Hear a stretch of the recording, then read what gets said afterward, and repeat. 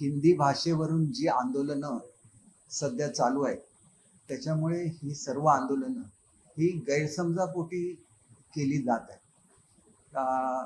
खरं तर हिंदी ही भाषा महाराष्ट्रामध्ये पूर्वीपासून कंपल्सरी आहे आणि ही भाषा 5वी 6वी आणि 7वीमध्ये कंपल्सरी होती.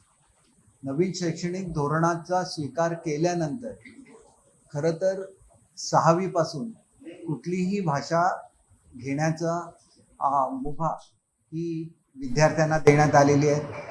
त्याच्यामुळे ज्यांना हिंदी कंटिन्यू करायचं ते करू शकतात, ज्यांना जर्मन घ्यायचं जर्मन घेऊ शकतात, संस्कृत घ्यायचं संस्कृत घेऊ शकतात. पुढे आपली मुलं हुशार झाली पाहिजेत म्हणून त्यांना सर्व ऑप्शन्स ह्या पुढच्या काळामध्ये उपलब्ध होणार आहे. आणि फक्त 1ली ते 5वीमध्येच हिंदी शिकवली जाणार आहे. आपल्याला माहिती आहे की 1ली म्हणजे अगदी प्राथमिक असतं जे ज्ञान, ते तर आपल्या राष्ट्राची जी भाषा आहे त्याचं ज्ञान हे आपण पूर्वीपासून देतो, पुढे सुद्धा ते दिलं जाईल. आणि मराठी आणि हिंदीमध्ये जे सामायिक शब्द आहेत हे सुद्धा याच्यामध्ये काळजी घेतलेली आहे. दोन्ही देवनागरीमध्ये असल्यामुळे मुलांना या संदर्भातला कुठलाही त्रास होणार नाही. आपल्याकडे कंपल्सरी कुठली भाषा आहे तर आपल्याकडे मराठी भाषा कंपल्सरी आहे. 1ली ते 10वीपर्यंत मराठी भाषा कंपल्सरी आहे. 1ली ते 10वीपर्यंत इंग्रजी भाषा कंपल्सरी आहे. आणि नव्या शैक्षणिक धोरण जो आराखडा तयार झाला आहे त्याच्यामध्ये 12वीपर्यंत मराठी कंपल्सरी राहणार आहे. आणि त्याच्यामुळे मराठीचा सन्मान हा महाराष्ट्रामध्ये 100% होणार याच्याबद्दल कोणीही मनामध्ये कुठलाही शंका बाळगण्याची कुठलंही कारण नाही. आणि मागच्याला 10वीपर्यंतचा जसा ऍक्ट झाला होता तसा 12वीच्या संदर्भातला सुद्धा ऍक्ट हा लवकरच महाराष्ट्रामध्ये होणार आहे. काही आंदोलनं या संदर्भात सुद्धा झालेली होती की मराठी भाषेचा वापर हा शासकीय कार्यालयामध्ये झाला पाहिजे.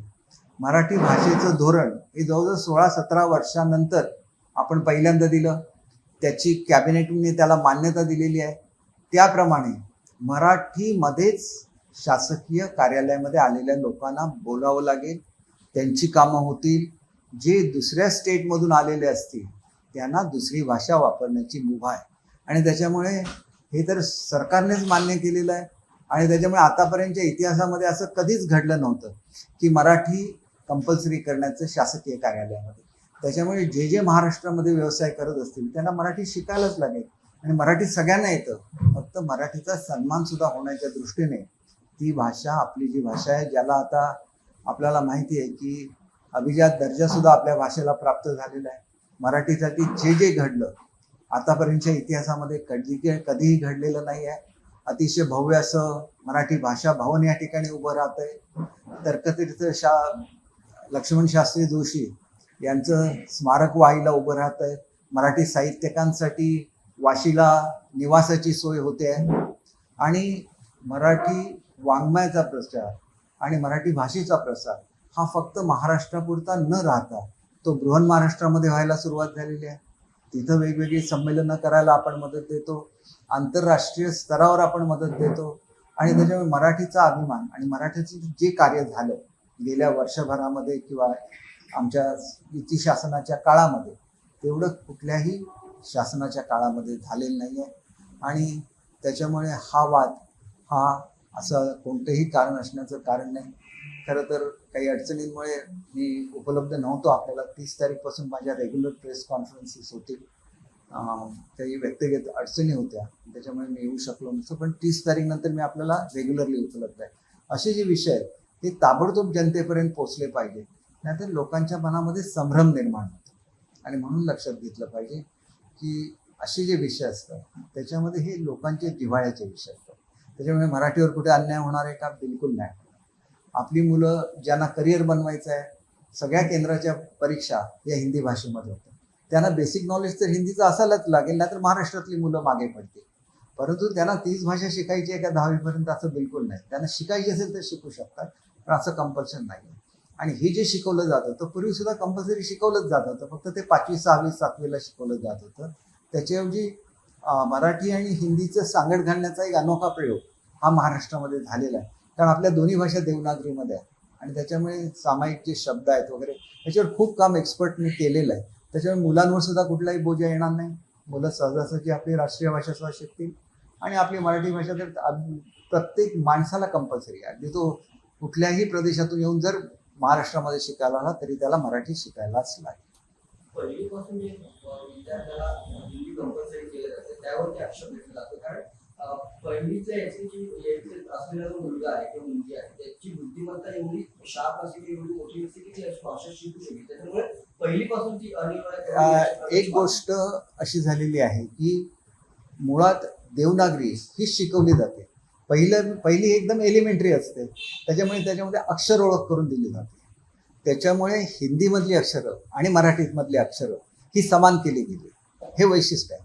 त्यामुळे मराठी शिकणं आणि हिंदी शिकणं एकसारखंच आहे, कारण ते देवनागरी शिकवली जाते. ते एकदमच एलिमेंटरी असते. त्याच्यामध्ये फक्त शब्द शिकवले जातात, अक्षरं शिकवली जातात आणि त्याचं जर ज्ञान त्यांना सुरुवातीपासून असेल त्यांना कुठलीही गोष्ट जड जाणार नाही, एवढ्या सुलभतेने ते बनवलेलं आहे.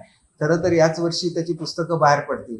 खरं तर 6वी पासूनची पुस्तकं बाहेर पडणार होती, परंतु प्रत्येक गोष्ट करत असताना अत्यंत काळजीपूर्वक करायला लागते, कारण शिक्षण हे असं क्षेत्र आहे की त्यातलं एक जरी अक्षर चुकलं तरी ते त्याच्यामध्ये अडचणी निर्माण होतात. आणि त्याच्यामुळे बालभारतीकडून ते प्रिंटिंग होतं. पुढच्या वर्षी 6वी पर्यंत अभ्यासक्रम आणि त्याच्यानंतर पूर्ण 6वी पासून 12वी पर्यंतचा हे सगळं सुरू होईल. नाही, तेच मी आपल्याला सांगितलं की हा गैरसमज आहे. कारण ज्याला तुम्ही 5वी 6वी 7वीला देता ते वय असं असतं की ज्यावेळेला तुम्हाला सगळं नॉलेज प्राप्त झालेलं असतं आणि तुम्हाला ऑप्शन घ्यायचा असतो. या ठिकाणी ऑप्शन घ्यायचं जे वय आहे त्याच्यामध्ये जर तुम्ही हिंदी कंपल्सरी केलं तर पुढेपर्यंत तो हिंदीच घेणार. त्यामुळे 6वी 7वीमध्ये जे हिंदी कंपल्सरी होतं ते आता रद्द केलेलं आहे आणि त्याला एलिमेंटरी जे आहे म्हणजे जे प्राथमिक ज्ञान आहे हिंदीचं ते दिलं जाणार आहे. त्याच्यामुळे उलट हे सुलभ झालेलं आहे. मराठी मुलांना तर ते अतिशय सुलभ आहे, कारण देवनागरीमध्ये आहे ते. आणि त्याच्यामुळे हा जर गैरसमज कोणाच्या मनामध्ये असेल तर त्यांनी तो काढून टाकणं आवश्यक आहे. मला माहिती आहे की राजसाहेबांचं मराठीवर किती प्रेम आहे.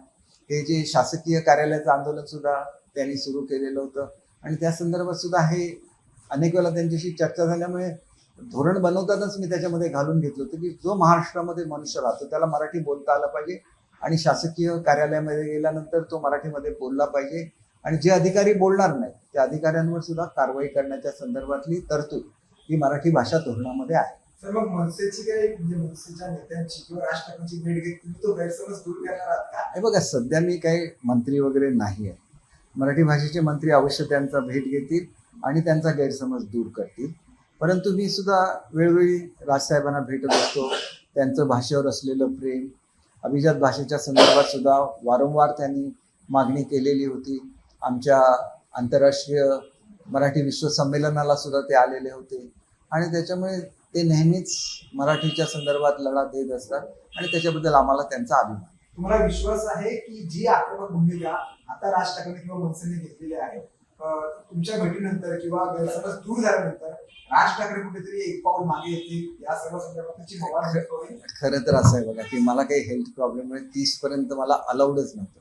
परंतु असे काहीतरी गैरसमज ज्याला येतात त्याला आपल्या हेल्थपेक्षा जास्त राज्याचं हित महत्त्वाचं असतं. म्हणून मी मुद्दाम ही प्रेस कॉन्फरन्स घेतली आणि मला काय सध्या जाऊन भेटणं शक्य नाही. 30 तारीखपर्यंत काही रिस्ट्रिक्शन्स आहेत. 30 तारीखनंतर आवश्यकता असेल मी अवश्य भेटेन.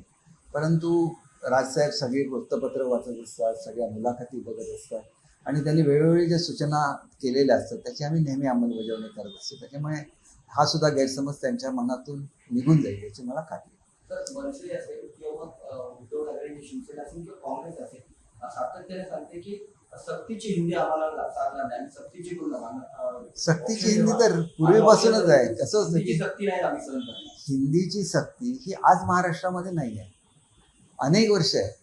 5वी 6वी 7वीला हिंदी हा कंपल्सरी सब्जेक्ट आहे. आपण हे थोडंसं समजून घ्या की पूर्वीपासूनची ती सक्ती आहे. कसं आहे की मराठी आपली मातृभाषा आहे, शिकलीच पाहिजे, त्याच्यासाठी सक्ती करायला लागते. इंग्रजी ही इंटरनॅशनल लँग्वेज आहे म्हणून त्याची माहिती पाहिजे. हिंदी ही राष्ट्रीय भाषा आहे त्याच्यामुळे त्याची माहिती पाहिजे. नाही तर उद्या मराठी आपली मुलं की ज्या वेळेला सेंट्रलच्या परीक्षेला बसतील त्यावेळेला ती मागे पडतील. अगं CBSEचा अभ्यासक्रम का स्वीकारला? त्यांच्या सगळ्या परीक्षा या CBSEच्या अभ्यासक्रमावर अवलंबून असतात. म्हणजे काय आपण असं केलं काय की केंद्राचं स्वीकारलं? केंद्राकडून ज्या सगळ्या परीक्षा घेतल्या जातात आणि सगळ्यात मोठ्या नोकऱ्या देणारं कुठलंही असेल तर ते केंद्र सरकार आहे आणि त्याच्यामुळे तिथं मराठी मुलगा कुठेही मागे राहता कामा नये याची काळजी घेण्यात आलेली आहे. आणि आंतरराष्ट्रीय स्तरावर आपण अनेक जे करार केले आणि आपण जी मॅन पॉवर पाठवतोय त्या पार्श्वभूमीवर इंटरनॅशनल लँग्वेजेस ज्या आहेत, विशेषतः जर्मन आहे, रशियन आहे, जापनीज आहे वगैरे, ह्या भाषा कॉमनली तुम्हाला ज्याला परदेशामध्ये जातात तुम्हाला स्पॅनिश लागते, फ्रेंच लागते. जिथं जिथं आज मोठ्या प्रमाणात आपल्या मुलांना नोकऱ्या मिळणार आहेत तिथली भाषा त्यांना मुळात समजली पाहिजे. आणि त्यामुळे एकंदरीतच नवीन ज्याला धोरण येईल त्याला त्यांना भाषा तर समजते आणि त्याच्याबरोबर व्होकेशनल ट्रेनिंग ज्याच्याकडे आजपर्यंत आपण दुर्लक्ष केलं ते सुद्धा त्यांना कळायला लागेल. आणि त्याच्यामुळे स्किल्ड मॅनपॉवरची खूप मोठी गरज ही संपूर्ण जगामध्ये आहे आणि ती पुरवण्याची ताकद ही महाराष्ट्रामध्ये आहे आणि महाराष्ट्राच्या मुलांमध्ये आहे. आणि त्याच्यामुळे आपल्याला हे थोडंसं प्रोग्रेसिव्ह होत राहायला लागेल. आणि त्या दृष्टीने ज्याला सगळा अभ्यासक्रम बाहेर येईल काय होतं, अभ्यासक्रम जोपर्यंत पाठ्यपुस्तक येत नाही तोपर्यंत नेमका अभ्यासक्रम काय ठरला ते कोणालाच समजत नाही. आणि त्याच्यामुळे त्याच्यामध्ये कलांना सुद्धा वाव दिलेला आहे. पूर्वीच्या काळामध्ये कलांना वाव दिला जात नव्हता. एखादा चांगला संगीतकार असेल तो संगीत हा विषय घेऊ शकतो, हे फ्रीडम कधीच नव्हतं मुलांना. आणि त्याच्यामुळे मुलांचं करिअर चांगलं बनेल, मुलं गुणवंत बनतील. आणि त्याच्यामुळे असे जर काही गैरसमज असतील तर ते दूर झाले पाहिजे असं मला स्वतःला वाटतं. आणि म्हणून मी मुद्दाम आलो, डॉक्टरने अलाव केलं नव्हतं तरी पण आलो आणि आपली प्रेस कॉन्फरन्स घेतली. राज्य सरकारने हे नवीन शिक्षण धोरण आणलं, त्याच्यानंतर जो काही वाद निर्माण झाला, आता त्याच्यानंतर उद्धव ठाकरे असतील किंवा राज ठाकरे असतील यांची एकत्र येण्यासाठी चर्चा सुरू झाली. म्हणजे राज ठाकरेंनी तुमचा काही विरोध केला आणि मराठी भाषा किंवा महाराष्ट्र कुठेतरी महाराष्ट्र आपण एकत्र यायला पाहिजे अशा सगळं लोकांकडनं बघतोय. तर तुम्ही या सगळ्यांना कसं बघता? पण मला एक सांगायचं आहे की त्यांचं एकत्र येणं हा त्यांच्या कुटुंबाचा भाग आहे. मराठी म्हणाल तर आम्ही सगळेच मराठीसाठी आम्ही सगळे लढतो. आणि मराठीसाठी आम्ही जे कार्य केलं कोणीच केलेलं नाही. तुम्ही दाखवा ना. शेवटी आम्हाला अभिमान नाही का? म्हणून तर एवढं कार्य मराठीसाठी झालं ना. आतापर्यंत का झालं नव्हतं सांगा? मराठी भाषा धोरण का मिळालं नव्हतं? मराठी आंतरराष्ट्रीय स्तरावर का गेली नव्हती? मराठी भाषा भवन एवढंसं छोटंसं बांधलं जाणार होतं, एवढं भव्य का बांधलं जात आहे? आम्हाला मराठीचा अभिमान आहे म्हणून तर केलं ना. आज मराठीचा प्रसार हा मुलांमध्ये व्हावा म्हणून ही छोटी जी युवक मंडळं असतात त्याला सुद्धा आम्ही ग्रँट देतो. सीमा भागाला कधी जेवढा ग्रँट मिळाली नव्हती आपण देतो. आज लंडनसारख्या ठिकाणी मराठी तिथलं जे हे आहे मंडळ आहे त्याची जागा घेण्याच्या संदर्भातला सुद्धा प्रस्ताव आपण त्यांचा आणलेला आहे. बेळगावला आपण मराठीसाठी केंद्र निर्माण करण्याचं मंजूर केलेलं आहे. म्हणजे हे सगळे विषय म्हणजे सगळ्यांचे विषय. परंतु त्यांनी एकत्र येणं याच्यामध्ये आम्ही काय बोलणं योग्य होणार नाही. परंतु राजसाहेबांच्याबद्दल मी बोलू शकतो, अतिशय तडफदार आहे. उद्धव साहेबांची सध्याची जी काय पॉलिटिकल पोझिशन आहे त्याच्याबद्दल मी बोलण्याचं काही कारण नाही. कारण आम्ही वेगवेगळे आता पक्ष आहोत. शिवसेना मूळ पक्ष, मूळ विचार हा आमच्याबरोबर आणि त्याच्यामुळे त्या विचाराबरोबरच आणि मराठी हा त्या विचाराचा एक भाग आहे. हिंदुत्व हा त्या विचाराचा एक भाग आहे. आता त्याबाबत कॉम्प्रोमाइज ज्यांनी केलं त्यांनी विचार करावा की कॉम्प्रोमाइज करणं हे राजसाहेबांच्या विचारात बसेल की नाही मी सांगू शकणार नाही. तो त्यांचा विचार आहे. ती मोठी माणसं आहेत, आपण त्याच्याबद्दल बोलू शकत नाही. तुम्हाला असं वाटतं का की जर का राज ठाकरे आणि उद्धव ठाकरे एकत्र आले आणि आगामी स्थानिक स्वराज्य संस्था एकत्र लढले तर कुठेतरी महायुतीला धक्का बसू शकतो राज्यात? एक आहे की राज्याने विकासाला मतदान केलेलं आहे. आपण बघा की मुंबई 5 वर्षापूर्वी कशी होती, मुंबई आज कशी आहे. मुंबईमध्ये जागोजागी सौंदर्यीकरण झालेलं आहे. सगळे पेंडिंग प्रोजेक्ट पूर्ण झालेले आहेत. स्वच्छ हवा होण्यासाठी कधीही बिल्डरने आजपर्यंत त्या ठिकाणी पत्रे लावले नव्हते. एवढा मराठी मनुष्य बाहेर फेकला जात होता, कधी त्याला कोणी न्याय दिला नव्हता. आज 2-2 वर्षाची भाडी ॲडव्हान्स मिळाली. सगळ्या बिल्डिंगची कामं व्हायला सुरुवात झालेली आहे. तो मराठी मनुष्य आहे ना, त्याच्यासाठी लढा कोणी दिला? आम्ही मुद्द्यावर हे करतो आणि हा लढा देताना नेहमी एक चांगली अशी भूमिका ती राजसाहेबांनी घेतलेली आणि सरकारशी त्यांचं चांगलं कोऑर्डिनेशन आहे. त्याच्याबद्दल आम्ही त्यांचं कौतुक करतो, आम्ही त्यांचा मान ठेवतो. त्याच्यामुळे आमचे नेते सुद्धा वेळोवेळी त्यांना भेटत असतात. दुसरा एक महत्त्वाचा प्रश्न आहे, मुंबईतील मराठी शाळेचा मुद्दा ऍडवरती येतोय. मराठी शाळेची जी संख्या ती कमी होत चालली, याचं कारण असं की विद्यार्थ्यांची पटसंख्या जी आहे ती कमी होत चालली आहे. तर यावरती राज्य सरकारची नेमकी काय भूमिका आहे, काय वाटचाल असणार? एक आपण गोष्ट लक्षात घेतली पाहिजे की शेवटी हा मराठी माणसाने विचार केला पाहिजे की प्रत्येकाला इंग्रजी शाळांचं अट्रॅक्शन असतं. त्यामुळे प्रत्येकाने जर आपली मुलं इंग्रजी शाळेमध्ये पाठवली तर मग ती महापालिकेच्या शाळेमध्ये कशी येणार. परंतु अशा अनेक नामवंत संस्था आहेत की ज्या मराठी मीडियममध्ये शिकवतात, तर त्या संस्थांमधली मुलं कमी झालेली नाही आहेत. पालिकेमधल्या शाळा खरं तर दर्जेदार आहेत. तुम्ही जाऊन बघितलं तर आम्ही तर हल्ली प्रत्येक टेरेसवर किचन गार्डन सुद्धा केलेलं आहे पालिकेच्या शाळांमध्ये. त्याच्यामध्ये चांगल्या लायब्ररीज केलेल्या आहेत. आता हळूहळू लोकांचा ओढा वाढणार त्या शाळांकडे. ही एक प्रक्रिया लोकांपर्यंत नेलं पाहिजे की ह्या सगळ्या सुविधा या ठिकाणी सुरू झाल्या आणि त्याच्यामुळे पुढच्या काळामध्ये निश्चितपणे हे वाढेल याची मला खात्री आहे. मुलांची संख्या दीपकजी, विशेष 25 तारखेपर्यंत माध्यमिक आणि प्राथमिक शाळेचे परीक्षा ज्या आहेत मुलांच्या सुरू आहेत, पण अनेक ठिकाणी जो आहे पाणी नाही आहे, लाईट देखील नसतं, लोड शेडिंग चालू आहे. विदर्भामध्ये 40च्या वर पारा गेलेला आहे, काही ठिकाणी 37च्या वर आहे. पूर्ण महाराष्ट्रामध्ये अशी परिस्थिती आहे की विद्यार्थी ही परीक्षेला येतील की नाही येतील. एकीकडे नियम आहे की 8वी पर्यंत पास करा, विद्यार्थी शाळेत यायला तयार नाही आहेत आणि अनेक निवासी आश्रम शाळा आहेत तिथे देखील अशी परिस्थिती आहे की पालक जे आहे विद्यार्थ्यांना घरी घेऊन जात आहेत. आमची तर ज्याप्रमाणे पॉलिसी आहे त्याप्रमाणे विदर्भामध्ये परीक्षा सुद्धा लवकर होतात आणि त्यांच्या सुट्ट्या या उशिरापर्यंत चालू राहतात. म्हणजे 15 जर महाराष्ट्रामध्ये शाळा सुरू झाल्या तर 30ला विदर्भातल्या सुरू होतात. आणि त्याच्यामुळे आपण सांगितलेला मुद्दा आम्ही पुन्हा एकदा तपासून बघू. परंतु अशी परिस्थिती कुठे असेल पर्टिक्युलर ह्याच्यामध्ये तर त्याच्या संदर्भात काय करायचं ते आम्ही शिक्षण मंत्र्यांशी बोलू, ते योग्य तो निर्णय घेतील. परंतु आता तरी अशी परिस्थिती कुठे निर्माण झाली असेल असं मला वाटत नाही. विशिष्ट एखाद्या गावापुरती अशी परिस्थिती असेल तर त्यांना काय नापास केलं निश्चितपणे जाणार नाही. मुलांचं शेवटी दर्जा सुद्धा तपासायला लागतो. आपण अजिबात परीक्षा घ्यायची नाही म्हटली तर मुलं अभ्यास करत नाहीत आणि मग ती मुलांचा दर्जा सुद्धा वाढत नाही. त्याच्यामुळेच आता परीक्षांना सुरुवात झालेली आहे. कुठे अडचणी असली तर एखाद्या वेळेला काही अनुचित प्रकार घडतो त्याला आपण पुन्हा सुद्धा परीक्षा घेतो. त्यामुळे इथं कुठे मुलांची अडचण कुठल्याही परिस्थितीत होऊ दिली जाणार नाही एवढं मी आपल्याला सांगू शकतो. शिंदे साहेबांचा 24 तारखेला कोकण दौरा आहे, काय मोठे प्रवेश होणार आहेत, काय असणार आहे दौऱ्यातील? खरं तर मी स्वतः आजारी असल्यामुळे मी काय फारसा हे केलं नाही. परंतु बरेचसे नेते हे मूळ शिवसेनेमध्ये उभाठामधून प्रवेश करते हे मला माहिती आहे आणि ते निश्चितपणे तुम्हाला 24 तारखेला कळेल. कसं सर, तुम्ही शिक्षण मंत्री होता, आज अशी एक परिस्थिती आहे की ग्रामीण भागामध्ये इंग्रजी शाळांचं प्रमाण जे आहे ते वाढलेलं आहे आणि त्यामुळे जिल्हा परिषदेच्या शाळा आहेत ना त्यातले विद्यार्थी कमी होत चालले आहेत. यामुळे कुठेतरी याचा परिणाम शिक्षकांवरती होईल, त्यांच्यावरती देखील बेकारी होऊ शकते. तर नेमकं यावरती काय नेमकं ठोस उपाययोजना सरकार करणार? आपण सेमी इंग्लिश सुरू केलेलं आहे. झेडपीमध्ये सुद्धा नवीन ज्याला भरती झाली त्याला आपण इंग्रजी शिकवणारे टीचर्स सुद्धा भरती केलेले आहेत. आणि आपण ज्याला म्हणतो की रिसोर्स पर्सन तसे सुद्धा आम्ही तयार करतोय.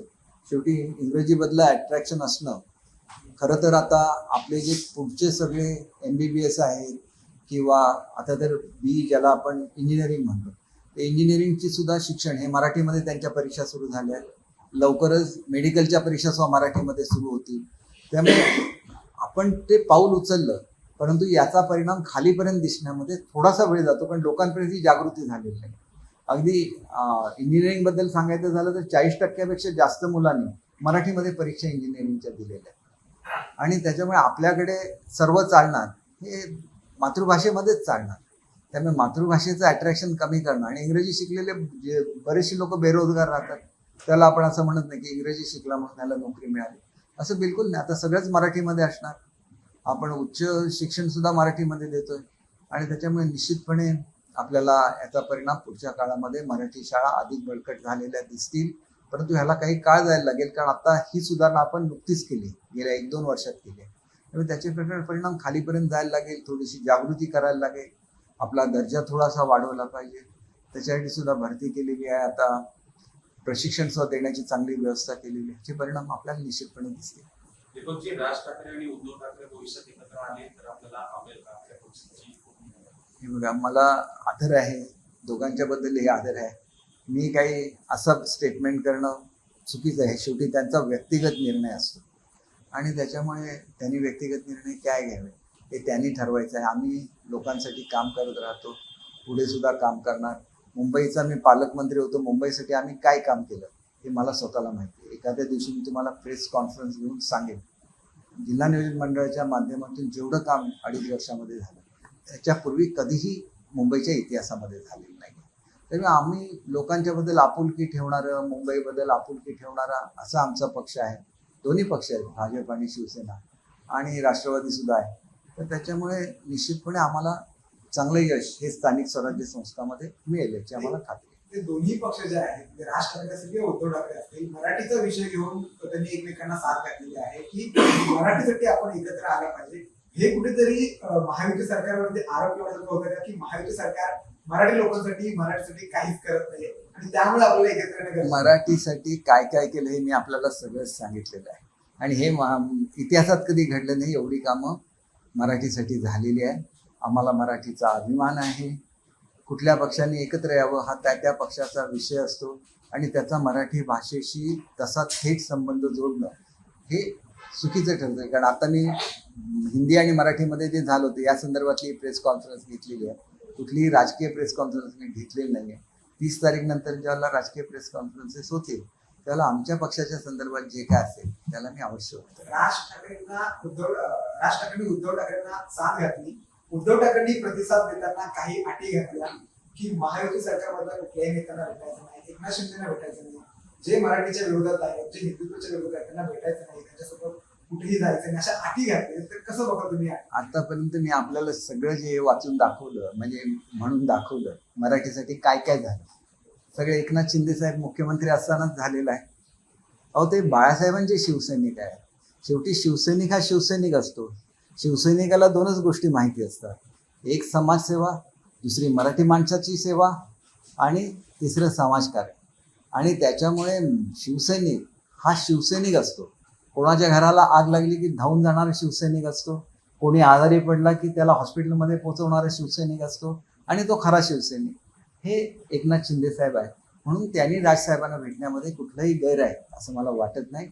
आणि त्यांचे पूर्वीपासूनचे चांगले संबंध राहिलेले आहेत. आणि आपल्याला एक गोष्ट मुद्दाम सांगतो की ठाण्यामध्ये ज्यावेळेला शिवसेनेची सत्ता आली त्यावेळेला राजसाहेब ते अभिनंदन करायला जाणार होते. आणि त्यावेळेला बाळासाहेबांनी सुद्धा म्हटलं की अभिनंदन करायला जाणं योग्य आहे कारण आपला मनुष्य तिथं बसलेला आहे. आणि त्याला बाळासाहेब म्हणतात मोठं मन ठेवलं पाहिजे. आणि मोठं मन ठेवलं तर काहीही शक्य असतं. ते मोठं मन राजसाहेबांकडे आहे याची वेळोवेळी आम्हाला खात्री पटलेली आहे. आणि त्याच्यामुळे त्यांनी काही निर्णय घ्यायचा हा त्यांचा प्रश्न आहे.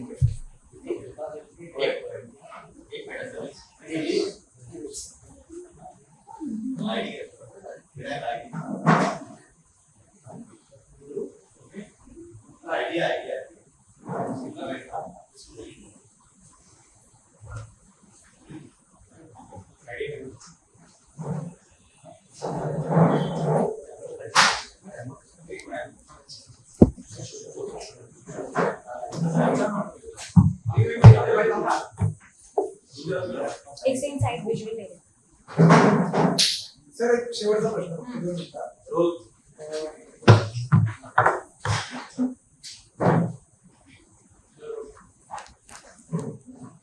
हिंदुत्वाच्या विरोधात महाविकास आघाडी आहे, त्यांनी उद्धव ठाकरेंना लांब केलं किंवा करण्याच्या मार्गावरती आहे महाविकास आघाडी. त्यामुळे कुठेतरी उद्धव ठाकरेंनी राज ठाकरेंना साथ घेतली असं वाटतं मला. हे बघा बाळासाहेब म्हणजे हिंदुत्व, शिवसेना म्हणजे हिंदुत्व. कोणी हिंदुत्व सोडलं हे सर्वांना माहिती आहे. आणि त्याच्यामुळे राजसाहेबांनी ते 100% सोडलेलं आहे एवढं आम्हाला सगळ्यांनाच माहिती आहे. आणि आम्ही सुद्धा हिंदुत्वाबरोबर आहोत, मराठी भाषेबरोबर आहोत, मराठी जनतेबरोबर आहोत. मराठीचा स्वाभिमान आहे. म्हणून तू मुंबईतून बाहेर फेकल्या गेलेल्या सगळ्या मराठी माणसांना आम्ही पुन्हा मुंबईत आणले. त्यांना पुढच्या 2 वर्षाचे पगार दिले. त्यांची बंद पडलेली कामं सुरू केली इमारतींची. शेवटी मराठी मनुष्य मुंबईमध्ये टिकला पाहिजे ही बाळासाहेबांची भूमिका होती, शिंदे साहेबांची आहे, आमच्या सरकारची आहे. आणि त्याच्यामुळे त्या भूमिकेशी आम्ही ठाम राहतो. तुम्ही बाळामध्ये असं एक प्रश्न होता की मुंबईचे पर्यटक खाण्याच्या संदर्भात खाण्याचा जो आहे प्रश्न आहे मुंबईला आपल्याकडे निर्णय जाहीर केला की तो प्रकल्प खाना आम्ही उचलणार आहोत, परंतु कारवाई मात्र होत नाही. एक मला असं वाटतं की लोकांची हेल्थ ही जास्त महत्त्वाची असते. आणि संसर्गजन्य जे रोग पसरतात त्याच्यामध्ये कबुतरांचा किंवा पक्ष्यांचा फार मोठा वाटा असतो.